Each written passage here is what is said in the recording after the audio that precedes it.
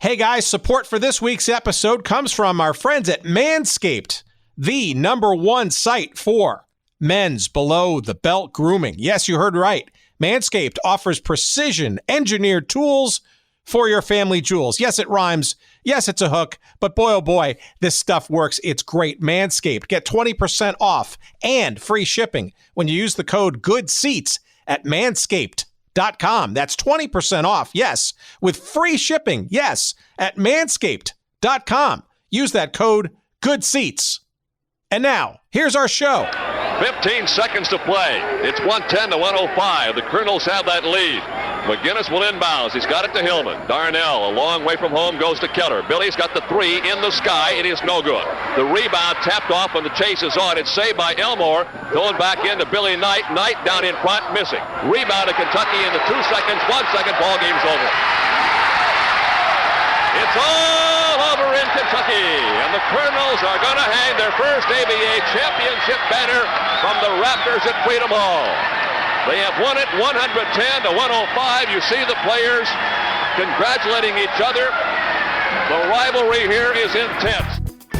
Welcome to Good Seats Still Available, a curious little podcast devoted to exploring what used to be in professional sports. Here's your host, Tim Hanlon. Well, now, aren't we in for a treat? How you doing, everybody? It's Tim Hanlon, and it's Good Seats Still Available, our curious little podcast that we do each and every week with the topic that's devoted to what used to be in professional sports. It is a distinct honor and privilege to bring to you today's episode with our new pal, Dan Issel, who is a basketball Hall of Famer, both of the college and the professional ranks. And we're going to get into some of the wacky times of the American Basketball Association, where Dan kind of earned his chops until he segued with some of the teams in the old ABA into the NBA, where he went on also to continue his all-star career as a player and then later on as a coach. And as you heard in that clip, some of the amazing years of Dan's early career were with the Kentucky Colonels of the ABA, perhaps one of the strongest, most well-supported franchises in the ABA's history. And unfortunately, one of the franchises that did not make it, strangely, into being absorbed into the NBA. And we'll get into some of those reasons. Owner John Y. Brown basically trying to take his money where he could get it by selling players before the opportunity really to kind of have the team go wholesale into the NBA, but some interesting twists and turns to all that, and we'll get into some of that with our conversation with Dan in just a few moments. But that clip that you heard was from the one and only championship that the Kentucky Colonels won. The game was broadcast on WTTV Channel 4 in Indianapolis, and alas, the Indiana Pacers, lost out to the Kentucky Colonels on May 22nd, it was, 1975.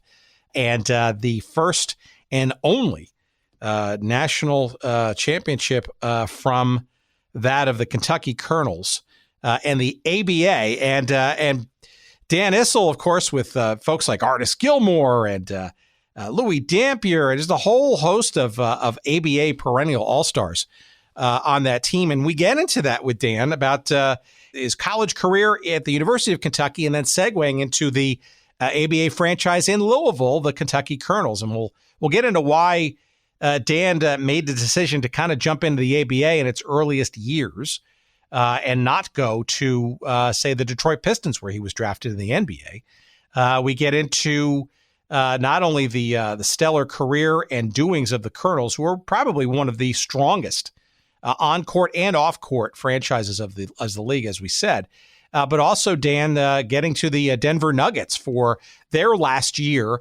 as an ABA franchise, and then obviously making the transition to the NBA, both as a player for a number of years, as an all-star and a team stalwart, as well as later on as a coach, head coach, that is, for the Nuggets. Two tranches of that from 92 to 94, as well as 99 to 2001. And it's a tremendous career. We barely scratched the surface in this chat. I mean, just to sort of put it into perspective, I mean, Dan Issel was not only part of the 1975 Kentucky Colonels ABA championship, he was a 6-time ABA All-Star. He was the MVP of the All-Star game in 1972 in the old NBA. He was an All-Star in the NBA in his first season in 1977. I can't tell you how many times he was on first or second teams All-Star chosen for the ABA. He was the Rookie of the Year with the ABA in 1971. Clearly one of the all-time greats of the ABA, and his number was retired by the Nuggets. His number was number 44. I don't know when that was retired, but it might have been when he was a coach, maybe just after he was a coach, not sure. Yeah, he was an All-American in college. I mean, on and on and on. In the Naismith Basketball Hall of Fame, he is a College Basketball Hall of Fame inductee from 2006. I mean, on and on. He is absolutely one of the greats of professional basketball, and we are honored to have had a nice conversation with him. And we spend most of our time kind of regaling the old ABA, some of the ups, lots of those, certainly some interesting sideways and downs. We get into those as well as what he's up to now.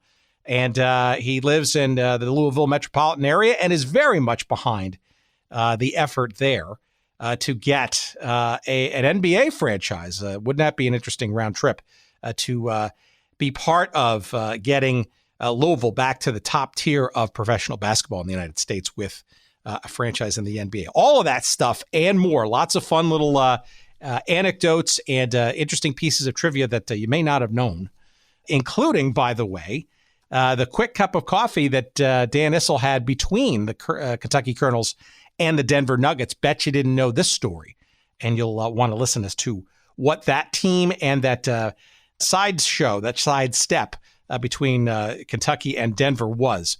And we'll get into all of that in just a couple of moments. We want to, of course, say hello and welcome to our great sponsors this week who are extremely relevant as we get back into the ABA and the Kentucky Colonels in particular.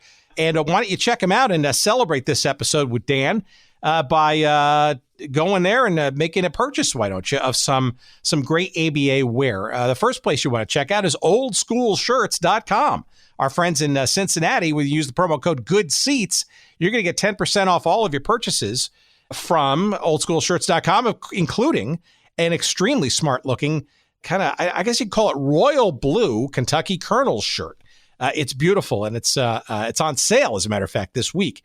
Again, at oldschoolshirts.com, and make sure you use that promo code GOODSEATS. It's a great look, and I guarantee you'll find it to be a smart addition to your wardrobe. Once you're done there, you want to head over to streakersports.com, where we have another promo code for you, and that, of course, is also GOODSEATS, and you're going to get 10% off all of your purchases there. And not only will you find a Kentucky Colonel shirt, matter of fact, this shirt there, a little darker blue in color, but it's also a really smart-looking logo with their championship logo, celebrating their 1975 championship. The 1975 Kentucky Colonels ABA Champs tee is there for you at streakersports.com. And you will also find a very interesting shirt from, I'm gonna end the tease here. A team known as the Baltimore Claws, and yeah, the CLAWS, not Santa. From 1975, it was the ABA team that was, but kind of really wasn't, and that's sort of part of the story we're going to get into with Dan in just a few moments. But if you want to remember that team that never was in the ABA, the Baltimore Claws, check out streakersports.com and search up that shirt, the 1975 Baltimore Claws tee. And again, use the promo code GOODSEATS, and you're going to get 10% off that, as well as anything else you decide to purchase from Streaker Sports, by all means. And then last, but certainly not least, head on over to sportshistorycollectibles.com and find a couple of cool pieces of memorabilia. In particular, at sportshistorycollectibles.com, you will find a tremendous array of great trading cards from the ABA from the 70s, 73, 74, 75, including a really smart-looking 74-75 Colonels collector's card set, featuring, of course, our guest this week, Dan Issel. Some really cool cards there, as well as a whole host of other ones from the old ABA, and they're in tremendous shape, well photographed, and you'll find some other great stuff there too, of course, across all kinds of sports and leagues. SportsHistoryCollectibles.com. Our pal Dean Mitchell and his friends in San Diego. Use the promo code for that site that we have for you, and that's Good Seats as well. Good Seats at sportshistorycollectibles.com. You're going to get 15% off all of your purchases there. So we thank our friends at oldschoolshirts.com, promo code Good Seats, streakersports.com, promo code Good Seats, and sportshistorycollectibles.com, promo code, Good Seats. And we thank them for their patronage of the show. We thank you for checking them out, making a purchase or two, keeping our lights on, and sending some nickels and dimes of love our way. We appreciate that. And we appreciate you giving a listen to our very fun conversation with the great Basketball Hall of Famer ×2, Dan Issel. And here's our chat that we had just last week.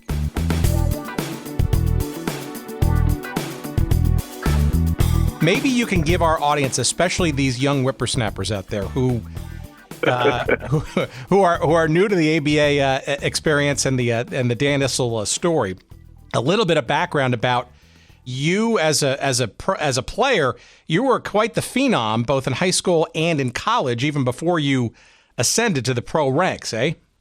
Well, I don't know if you would call me a phenom in high school. I was actually Kentucky's third choice at the center position when I graduated from high school, but thankfully those two other players went elsewhere, and I wound up going to Kentucky, which was a great decision, and played for the great Adolph Rupp at Kentucky and had some success there, yes. Well, so I think it's also important for our audience to recognize, especially those outside the Commonwealth state, where I've never been, just how deep and rich basketball is in that state, and the fact that you were going to UK and did so well there, right?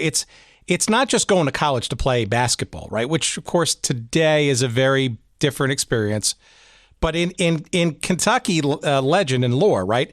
It's almost cult-like status, right? So maybe a little understanding of what that experience was like for you playing at UK. It is, and I can still remember when I was trying to make my decision where to go to school, my father coming into my room and saying, if you're serious about this basketball stuff, Kentucky at that time had more All-Americans and more professional players than any other school. And you're exactly right. I know there are some great sports fans out there, the Yankee fans and the Dallas Cowboy fans, but there are no more rabid sports fans than UK basketball fans. And even though it's almost 50 years since I played there, it's still, when I walk down the street in Lexington and Louisville, people talk to me like my career ended day before yesterday. So having been a part of Kentucky sports, Kentucky basketball, because of my height, a lot of people ask me if I played basketball, and then this follow-up question is where. And I don't say I played for the Kentucky Colonels or played for the Denver Nuggets. I say I played at the University of Kentucky. Well, I got to imagine you get more than a few free meals still as you maybe roam around the state, no? Yeah. There are still a lot of benefits being a former UK basketball player. Well, all right, but always one, as you're mentioning. So give us a sense of playing in college, and did you, was it sort of predestined in your mind, and maybe in your sort of your circle, your family circle, your coach's circle, et cetera, that you were going to go pro? Was that a fait accompli, or were you not quite sure? Well, I wasn't quite sure when I first started, but my career really, as you look at the 3 years that I played there, of course freshmen weren't eligible at that point.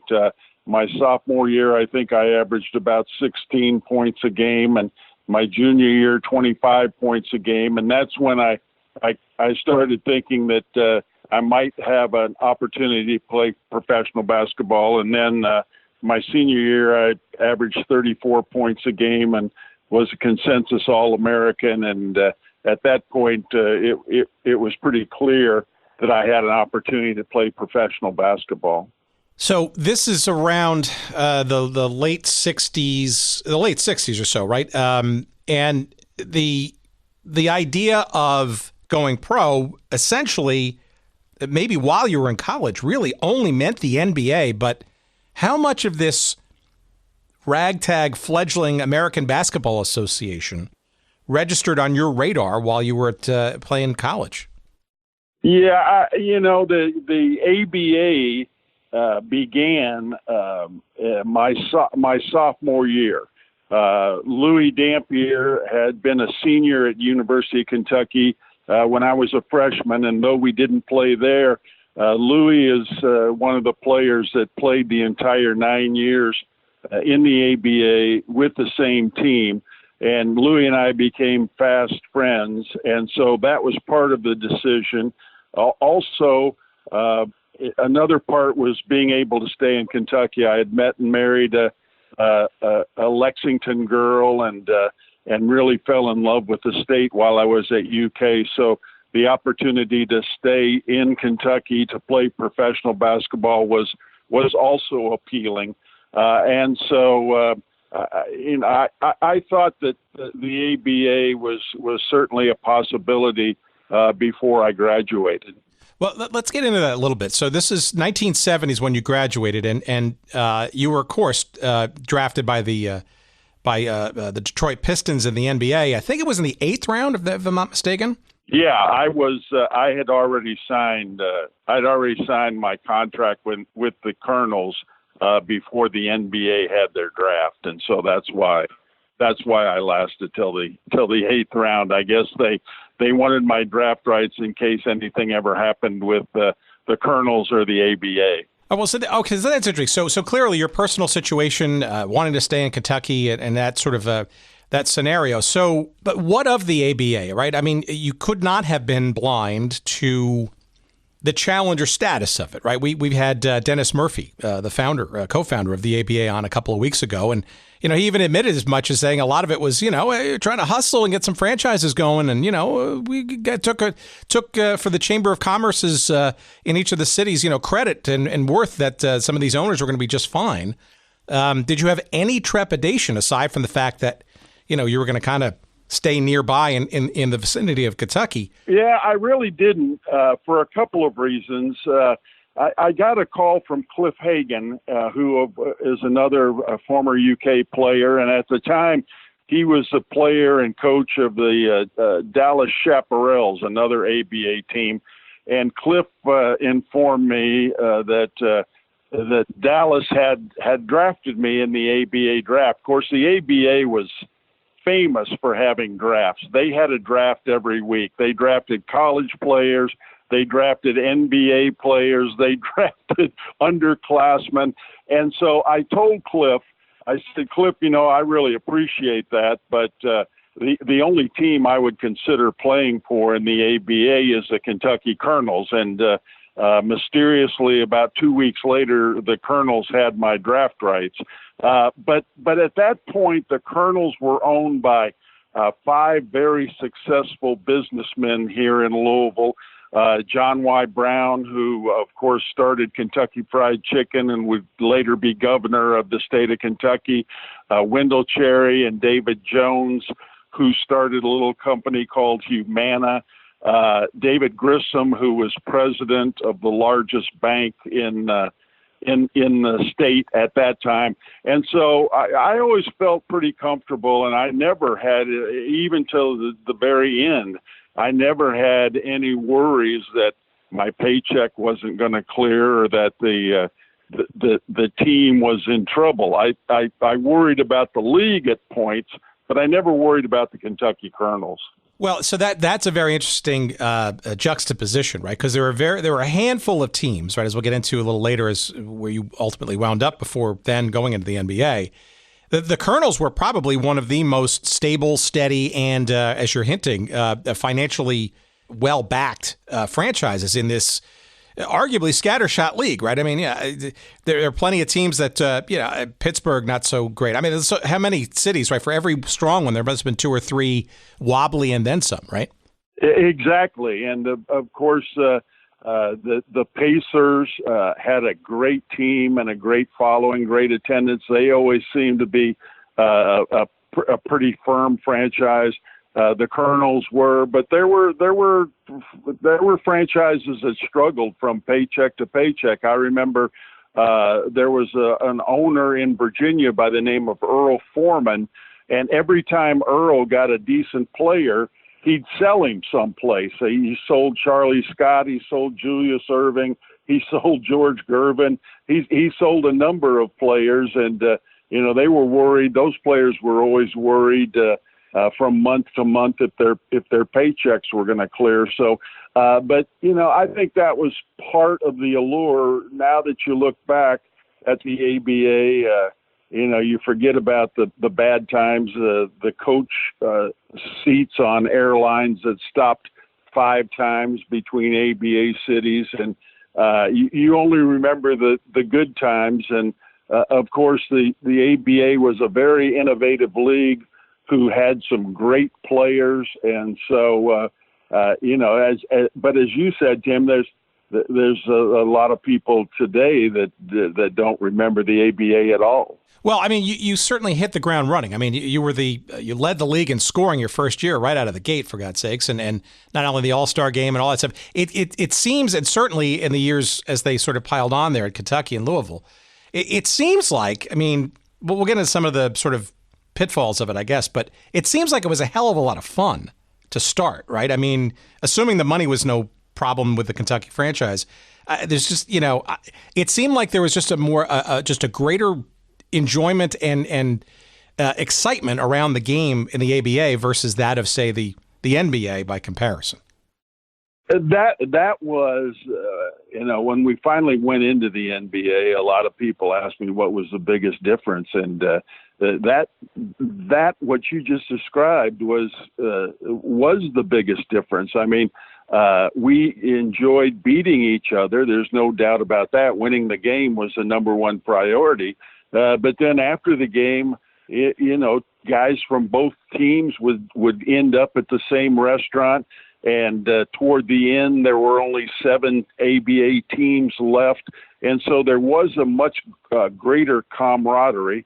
And, of course, with the three-point shot and all of the great players we had, it was a very entertaining brand of basketball. So it was a lot of fun. We won a lot of games here in Louisville. My second year, Artis Gilmore joined our team. And as I said earlier, Louis Dampier, both members of the Hall of Fame now. We won a lot of games. We probably should have won more than just the one championship, but we did have a lot of fun. Well, so tell me about playing in Louisville, right? So having lived in Louisville for a couple of years in my own life, it's a tremendous city. I think it's not on the radar of a lot of sort of, East and West coasters. It's vibrant, but it's certainly had its moments of wanting to be, shall we say, more major league. In the ABA, right, being a pro basketball team was almost sort of a solidification of that, at least at that time. What was it like playing in Louisville, especially given a college program so strong and well known, both at the time and since? Yeah, it was terrific, and you're absolutely right. Even to this day, Louisville is a well-kept secret, and it's about to explode. Some good things are going on here, financially and socially, and Louisville is a great city. So we enjoyed the 5 years we played in Louisville, played with the Colonels, played in front of a lot of UK fans and a lot of great just basketball fans. And as I said, we won a lot, and we really enjoyed our time in Louisville. Did you ever feel, that playing in the ABA and playing in Louisville, which is, not a New York or a Los Angeles, right? Did you ever feel kind of like, a little, I don't want to say second tier, or were you just too focused on playing some exciting ball and lighting it up like you were? Yeah, I think most of the ABA players felt like we were second tier. We knew. Again, because of the rule at that time, your college class had to have graduated. It didn't matter if you went to college or not, but the class that you would have been in had to graduate before you were eligible for to be drafted in the NBA. And of course, Spencer Haywood, a great player and a really good guy. Took a lot of criticism because he challenged that, and eventually it was thrown out. But the ABA didn't have such a rule, and we drafted a lot of great underclassmen that came in and really upgraded the quality of basketball we were playing. People like George Gervin and George McGinnis and Julius, of course. And so, but we never, the main reason that the ABA didn't survive was we were never able to get a national TV contract. And because of that, I mean, we were on sometimes, an occasional game. The All-Star game was always nationally televised. But because of that, we really didn't, and we played in smaller markets for the most part.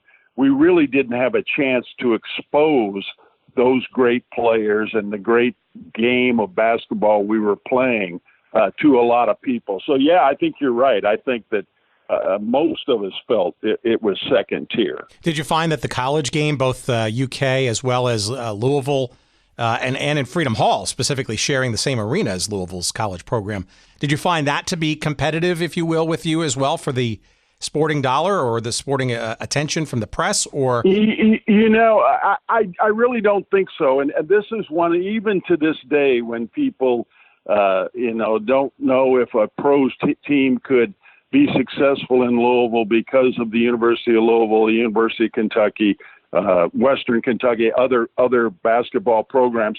One of my favorite statistics is in the 9 years that the Kentucky Colonels existed, the attendance at the University of Louisville basketball games doubled, the average attendance. And so I think, the programs benefited one another. I think that people got excited about that. Of course, at that time, Louisville had a great team, too, with Wes Unseld and Butch Beard and some other great players. So, it was a competition, not so much for really upgrade your program and put a great product on the floor.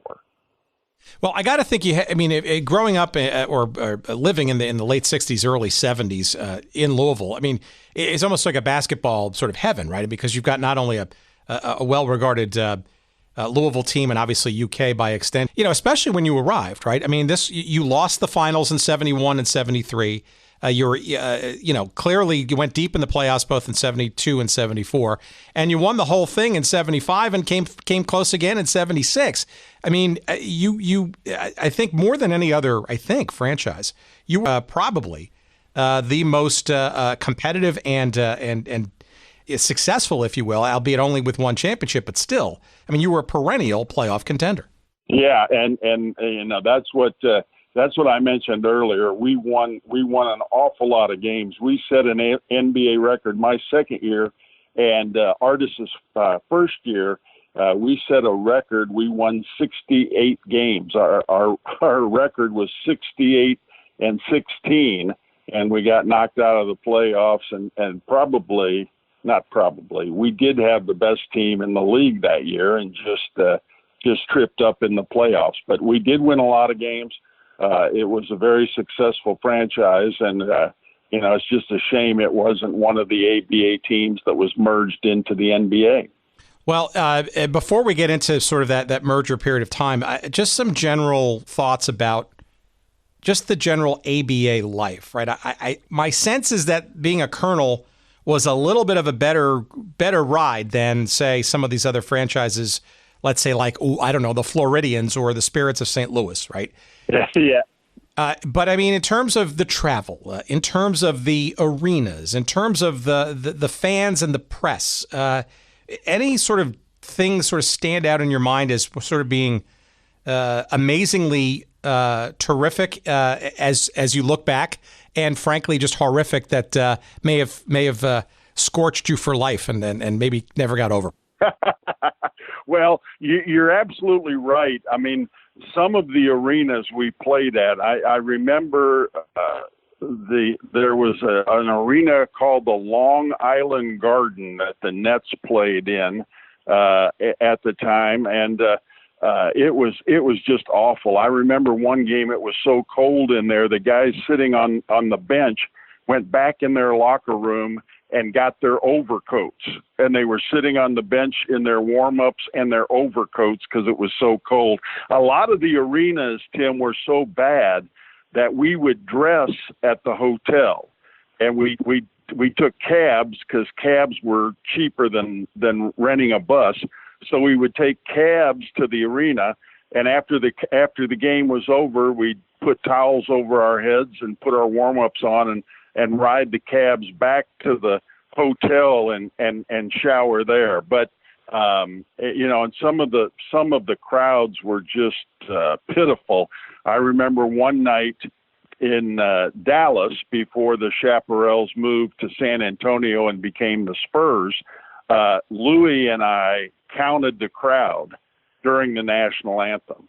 He took one side, I took the other. I think there were 254 people at the game. But that certainly wasn't the case in Louisville. And you're right, after the first couple of years, John Y. Brown bought the team outright. He was the sole owner, and he had a private plane. And I would guess that we were the very first pro basketball team to take charters to various games.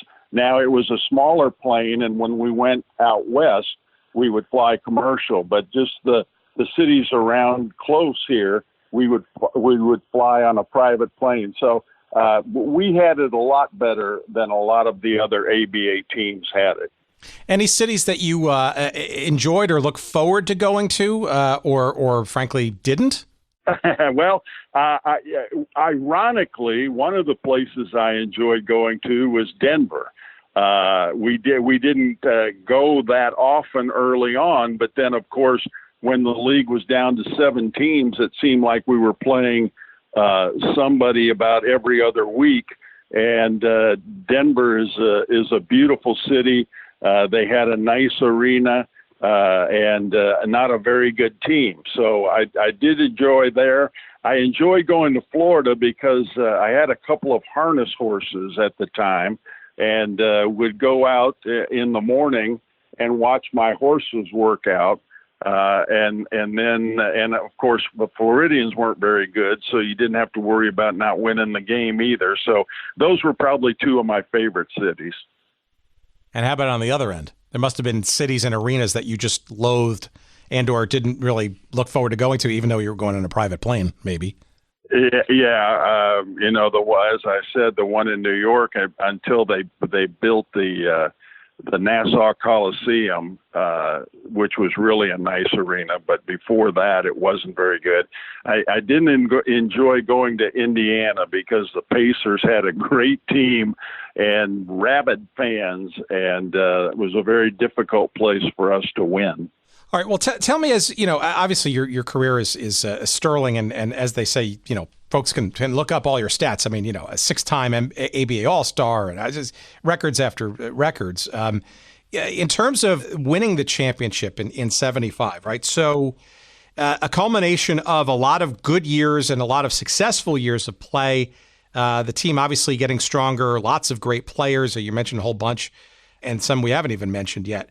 But 75, right, a little long in the tooth when it comes to the ABA, right? And clearly the cracks in the league were starting to show.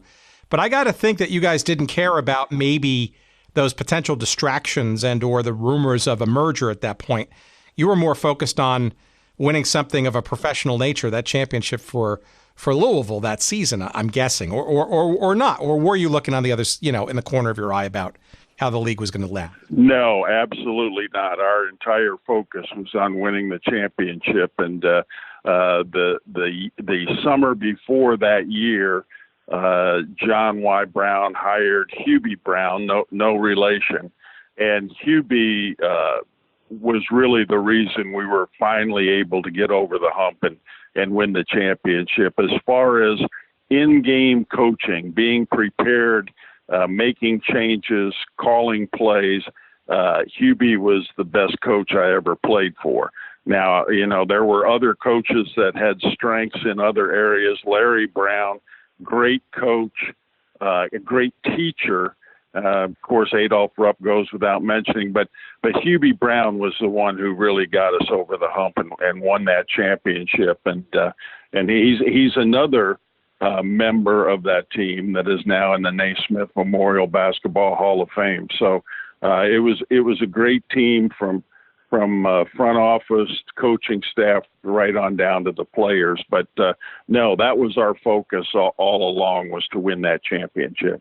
Well, and also it's probably the seminal year when you and Louis Dampier and Artis Gilmore kind of, really the backbone of that team, right? Spread around with all the other talent and a great coach in Hubie Brown. Ironic, though, in some respects, that you played Indiana, a topic of past episodes, for that championship. And, Indiana must have felt like they got punched in the gut, too, because there was a rivalry there between these two franchises, wasn't there?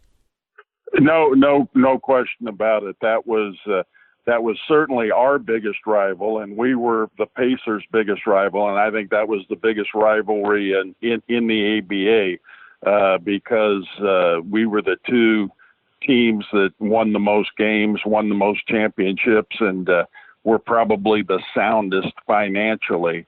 And so it was a great rivalry, and to win that championship series against the Pacers 4-1 was sweet revenge.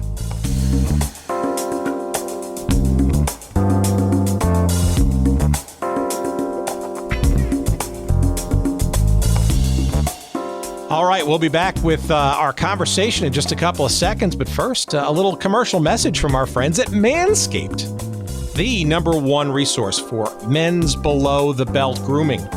Yep, Manscaped. They offer precision-engineered tools for your family jewels. And that's not just a slogan, friends.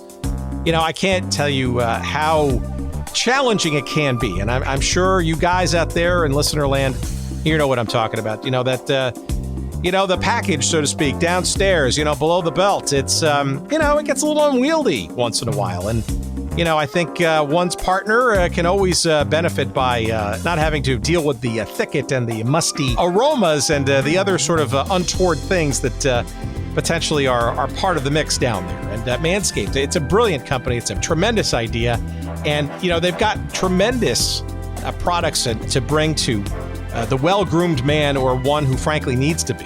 The electric trimmer, they've redesigned it. They call it their new one, the Lawn Mower 2.0. It's got proprietary skin-safe technology, so the trimmer won't nick or snag your private parts. Manscaping accidents are finally a thing of the past, and trust me, I've used the product. And boy, oh boy, it's, let's put it this way, it's a hell of a lot better than using what you use on your face to keep yourself trim, shall we say. Manscaped also has the Crop Preserver. Love that name. It's the anti-chafing deodorant, and moisturizer for that matter, for, that sensitive area down there, right? You put deodorant on your armpits or under your armpits. Why not think about perhaps gussying up, shall we say, fragrantly in a deodorant-like manner for your other sort of areas that, a little bit more, shall we say, personal and private. At Manscaped, it's tremendous. They've got a whole range of products. I highly encourage you to check them out. I have been fascinated by this company and the products that they offer. And our listeners can get 20% off their first purchase, including, by the way, free shipping when you use the code GOODSEATS at manscaped.com. Again, that's 20% off and free shipping when you use the code GOODSEATS at Manscaped. That's MANSCAPED, Manscaped, past tense.com, manscaped.com. And you'll always have the right tools for the job, if you know what I mean. And you want to keep yourself neat and clean and trim down there, by all means, it's Manscaped. Again, 20% off and free shipping when you use the code GOODSEATS at manscaped.com. Again, manscaped.com, promo code GOODSEATS for 20% off and free shipping. And we thank our friends at Manscaped, and we thank you for listening to the rest of our conversation coming up right now.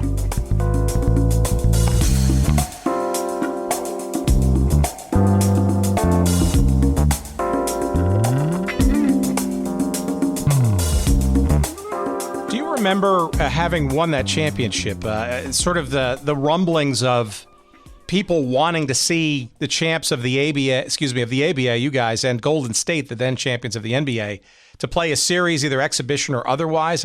I keep reading that I guess the commissioner at the time, what was the fourth or fifth commissioner of the ABA at the time, Dave DeBuscher, had, I guess, somehow either approached CBS or folks, CBS approached him or them or whatever.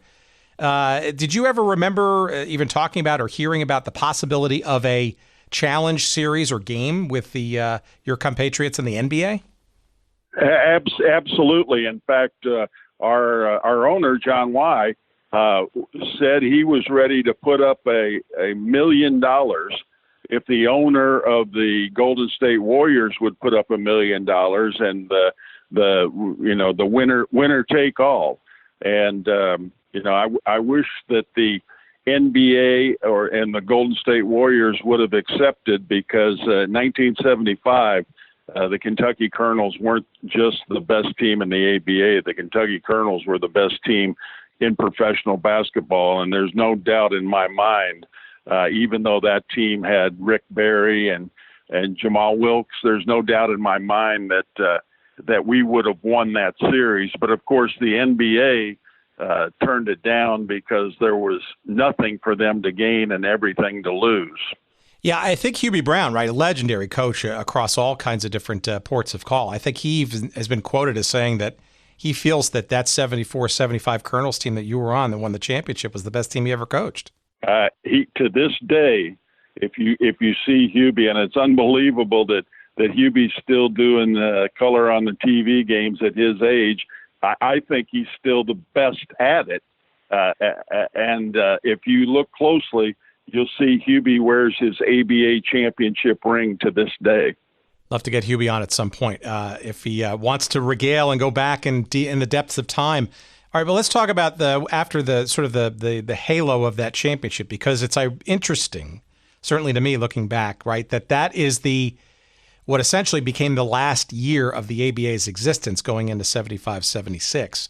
Maybe you could give our audience a little bit of a sense of sort of what was going on with that franchise and in your mind with regards to what the future held with this thing called the ABA and the Colonels. Did you think that things were going to continue, or did you know it was kind of near the end and you maybe had gotten your just desserts just before maybe the ship was going to sink?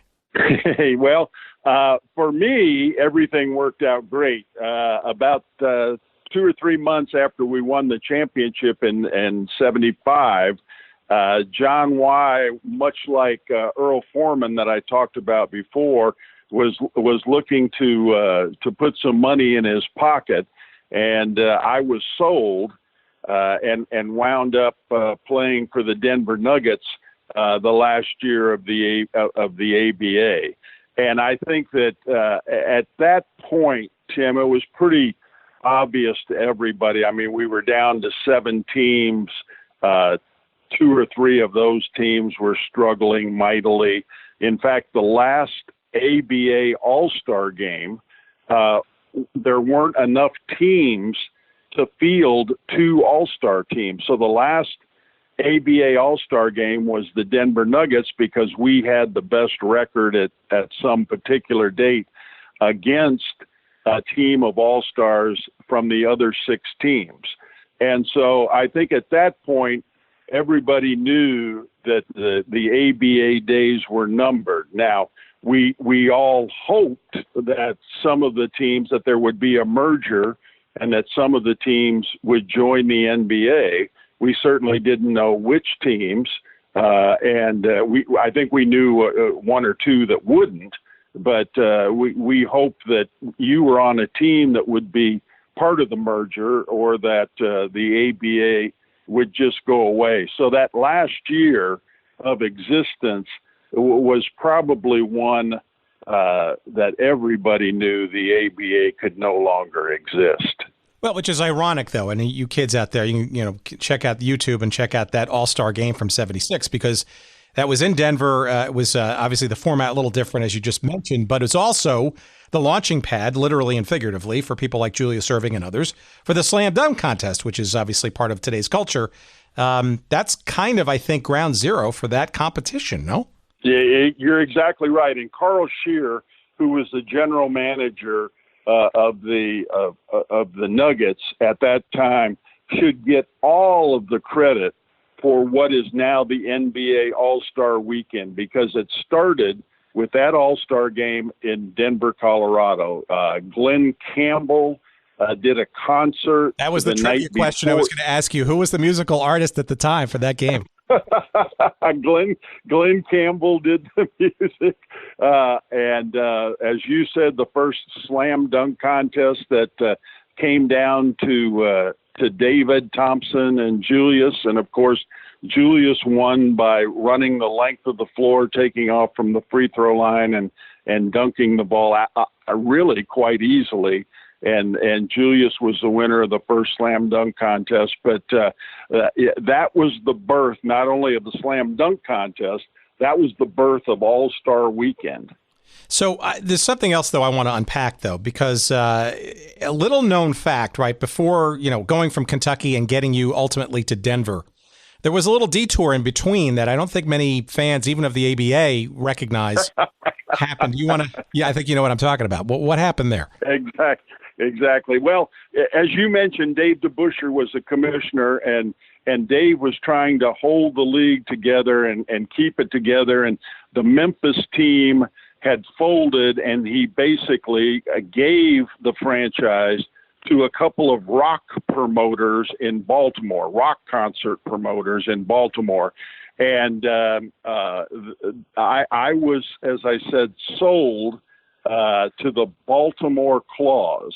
And I spent 10 days in Baltimore, and the coach, there were a lot of former Memphis TAM players on that team, and we had a training camp, and about the 10th day, I got a call from John Y. Brown, and John was getting roasted in the papers in Kentucky because he had sold me, so I got a call. I was in my hotel room in Baltimore with my wife and my little girl, and I got a call from John Y., and John Y. said, "If I get you out of Baltimore, would you say some nice things about me in the Kentucky press?" And I said, "John, you get me out of Baltimore, I'll do anything you want." He said, "Well, I'm here in the hotel, come down to room 212. And so what had happened, and I didn't know this at the time, but the people in Baltimore that had been awarded the franchise or given the franchise had no money. And I don't know, I've heard a figure of 350,000, and I've heard a figure of $500,000, but one of those two figures is what they were supposed to pay Brown for me, and they never paid the money. And so John had cut a deal to sell me to Denver, and so after 10 days, I was on a plane to Denver, and I said some nice things about John. And of course, as I said earlier, you never know about life and where it's going to take you. But the following year, there was no ABA, there was no Kentucky Colonels, and I was fortunate and blessed to be on one of the teams that was merged into the NBA. Well, yeah, I mean, you're putting it mildly, right? I mean, because you got out of Baltimore, frankly, before that ship collapsed. I mean, that's an interesting footnote in ABA history, right? Because the Claws only played a couple of preseason games, and then they, sort of dissolved into oblivion. But it's also interesting, too, that was a wayward franchise even way before that, right? Because I think they were part of the original league back in '67 as New Orleans, and then they went to Memphis, and then they changed exactly 3 or 4 times in Memphis, and all kinds of stuff. But so, yeah, talk about good fortune. I mean, that's a bit of divine providence, I think. No, Dan? There's no doubt about that. And you're absolutely right. You know your ABA history, and that franchise lasted, I think, for about 3 weeks. I think they played 3 exhibition games. A funny story. My attorney at the time, who was with me in all of those places and traveling from Kentucky to Baltimore and Denver, made a collage. and he wrote a letter to the editor of the Baltimore Sun and asked him if he could send a picture of me in a Baltimore Claws uniform because he wanted to include that in the collage. And the editor wrote back this marvelous letter that said there was no such picture ever taken. And he said, in fact, trying to locate somebody associated with the Claws franchise is like trying to locate last evening's thunderstorm. So the Claws disappeared and everybody associated with it. Amazing story, but frankly emblematic of the ABA generally, right? Again, I think in many respects you lived a bit of a charmed life in the ABA, given all the other things that happened to it and to players and people and personnel that were part of it. I mean, you arguably unscathed and wound up with one of those franchises that made the absorption into the NBA. Tell me about Denver that first year, and then frankly Denver that second year. Right, that first year was ABA, the last year. I'm really interested to know what it was like playing for that franchise, solid relatively as it might have been, knowing that the ABA was 9 teams and shrinking and or uncertain, and then the transition into the first year of the NBA. I'm really interested to hear, are there any differences or continuity, or that seems to be a very interesting time when you go from one league with a team to another league, the same team. Any differences or thoughts about that? Well, it was an outstanding team. And again, you have to give Carl Scheer all the credit because Carl was the champion of the merger. He is the main reason in my mind that the merger got done. And for instance, when he went to Denver, the team was still called the Rockets. Ah, that's right. And he said, this won't work because there's already a Rockets in the NBA. And so we have to change our name for when we go in the NBA. And that's when the Denver Rockets became the Denver Nuggets. And we had Larry Brown, who's a Hall of Fame coach, Doug Moe, who wound up winning more games in Denver franchise history than any other coach, was our assistant. We had David Thompson. We had Bobby Jones, who was just inducted into the Hall of Fame a couple of weeks ago. We had an outstanding team, and we got with that Denver team, we got to the championship once again. And so I was in the championship round 4 times in the ABA and only won it once. But Julius Erving and the Nets beat us in the championship game, the 6th game being played at Nassau Coliseum, which was the last game ever played in the ABA. And so the following year, after the merger happened and the 4 ABA teams, the Nets, the Pacers, the Spurs, and the Nuggets, went into the NBA, we were part of the Midwest division in the NBA. And, we didn't have the 3-point line that year. It took the NBA wanted to make sure that everybody thought it was their idea instead of being an ABA innovation. So the NBA waited a few years before they added the 3-point line, but we won. The Denver Nuggets won the Midwest Division the first 2 years we were in the NBA. So there wasn't any real transition. We had a great basketball team and won the division the first 2 years. What was the difference going into that first year of the NBA? Did you, were the NBA players a little, disdainful towards the ABA players? And I can't imagine it was the smoothest of combinations. And maybe there was a little, I don't know. I'm just curious as to whether you're obviously mentioning a little bit of sort of the reversion, I guess, back to the more staid NBA style of play. So that clearly was a bit of an adjustment. But I mean, did you feel like now was the actual real time you could prove how good you guys really were? Or did you feel like you were getting sort of second class citizenship treatment again, even though you're a part of the NBA? What was the mindset, or was there no difference really at all? Well, there was some differences, but to me, the biggest difference was the lack of camaraderie. I mentioned earlier, ABA players, really enjoyed being with one another, and we'd play an NBA team. Of course, there were many more teams, so you didn't see each team as often as you did the last couple of years of the ABA. But there wasn't any conversation on the court. I think one of the reasons that the Nuggets were so successful early on is that we had some athletes that could get up and down the court, and the NBA was still kind of a pound the ball inside to the big man league, but I didn't feel like we were second-class citizens, but we did have a little chip on our shoulder, thinking we certainly had something to prove. Were you surprised that Kentucky didn't make the jump into the NBA, or not?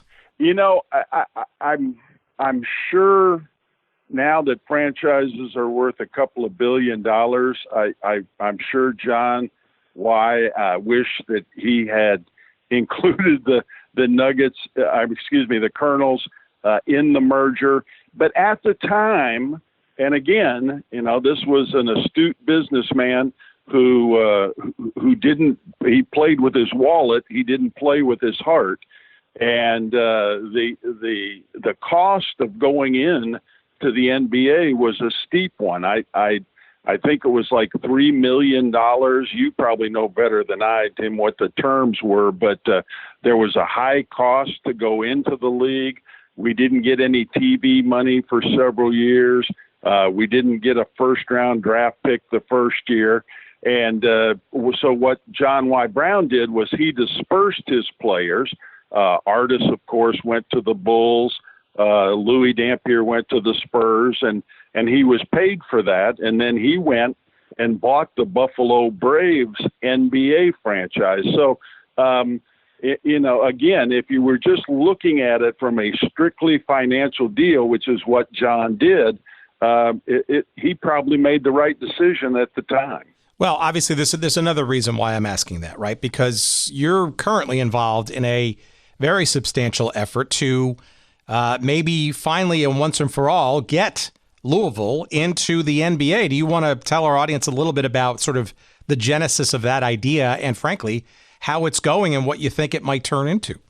Yeah, about a year and a half now, I was approached by a group of businessmen and women here in Louisville who I think at the time thought that NBA expansion was a little closer than it actually is. But so I'm doing consulting work with this group called NBA to Lou. That's the number 2, NBA to Lou, which happens to be our website.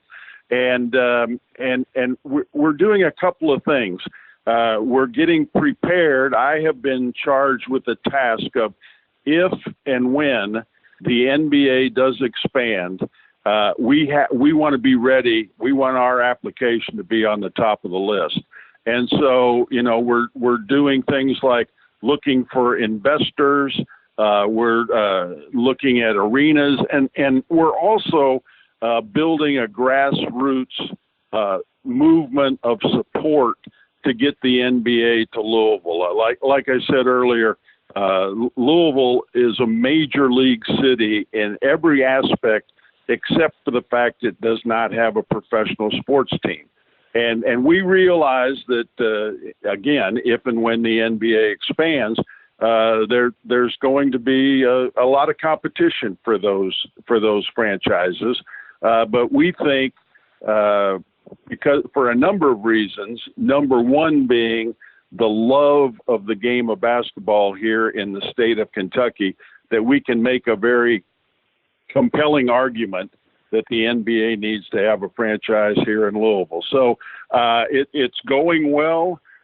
We are at the mercy of the NBA to decide if and when they are going to expand. But if they do, we're going to be in a position to make a presentation to have an NBA team here in Louisville. Well, and a top-notch facility, that Yum Center. It's called Yum Center, I think. It's unbelievable. It would be one of the top 7 or 8 arenas in the NBA today. So that's also available to us.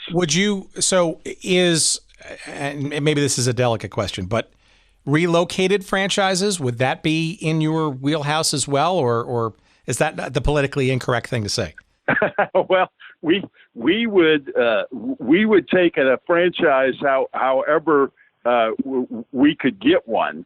I think moving one today, no league likes to see movement of their franchises, and each team seems to be doing well. The TV money has gotten so large that teams are making money even if their arenas are half empty. But so getting a team to move would be difficult as well. But we'd take one however we could get it. No, I think there are a handful that would certainly entertain the idea. I'm sure Kansas City would love to see one too, with that Sprint Center that's sort of sitting without a pro franchise after all these years as well. So we talked to our buddies up in Seattle who are ecstatic that an NHL franchise is getting there, and they want their Sonics back. Appetite is there, the competition is there. It seems like you've got a really strong thing. What about though? Are there things in the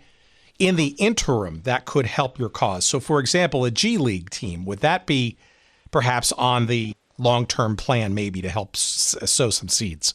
We have had some discussions about that, Tim, and our feeling is that Louisville has been kind of portrayed as a minor league city.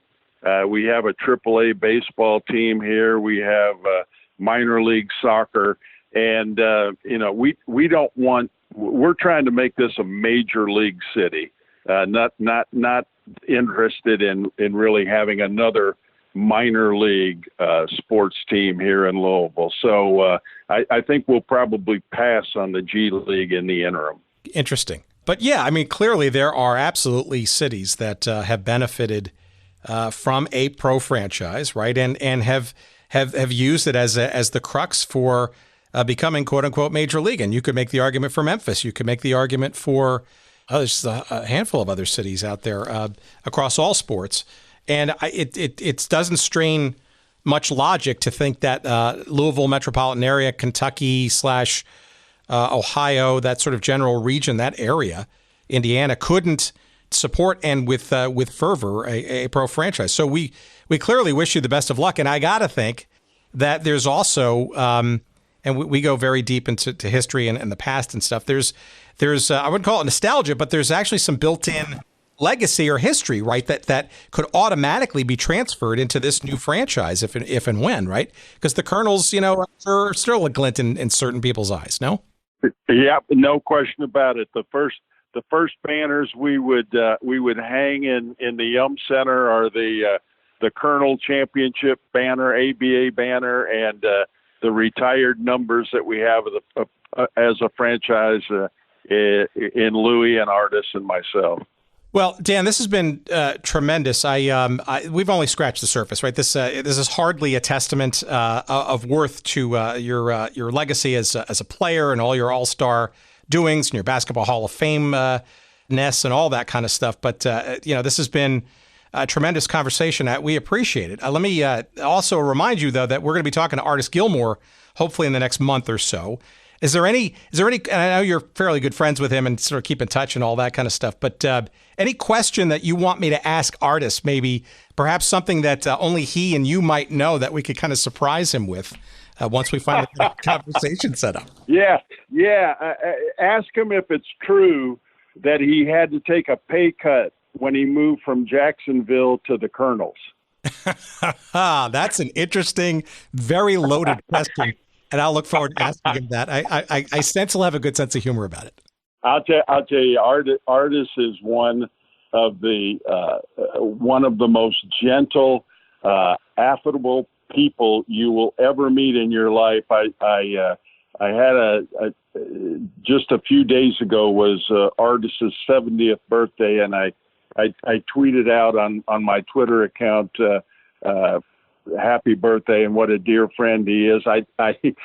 We were up at the Hall of Fame. Of course, as I told you, Bobby Jones, my teammate, was inducted, and Artis was up there, and Bill Russell was there, and we had a chance to take a picture of me and Artis and Bill Russell, and I sent it to my son. And of course, Artis and I are both hair follicle challenged at the present time. But he sent my son sent a picture back of Artis and I as colonels, and Artis has this huge afro, and I've got my hair down over my eyes. And my son said, "What happened to the hair?" I will say, you all who are listening out there in podcast land, you got to look up Dan and Artis, of course, had tremendous locks of hair going for them. So I think that's how we choose to remember your playing careers and days in the ABA and NBA for sure. Quick chance for a promotion. So you mentioned the website. Why don't you mention the website again? And can we see you? Do you do any of the card and or autograph signing circuits, or are you out there doing other things besides your Louisville to the NBA situation? I'm really not. I appreciate the opportunity. The website again is NBA2, the number 2, NBA2Lou.com, and we're getting ready to redo that site. In fact, we had a meeting about it this afternoon. And, of course, my Twitter account is at Dan Issel 44. And so anybody who would like to follow me on Twitter, I didn't think I'd ever be part of social media, but I'm having a lot of fun with it. Well, look, I think it's a great way to stay in touch with fans of all generations, right? And, if we leave you with any one thing, I mean, there, as we said at the top, I don't want to call it the ignorance, but it's certainly, I think a lot of people today that look at today's NBA or any version of pro sports and just how gargantuan and big moneyed and real estate driven and all these kinds of things, television rights, there's a lot of history upon which these successes and these gigantic businesses have been built. And you, among many, many others, players, coaches, administrators, owners, et cetera, for whatever reasons, if have sort of faded into the background of history, it's all part of it. It's all part of the tableau. It's all part of the fabric. And, knock on wood, you could hopefully sort of get that sort of round trip with the return of the top tier of professional basketball in Louisville. Wouldn't that be something as a capstone? It would be absolutely terrific, and that's what we're working on every day, Tim.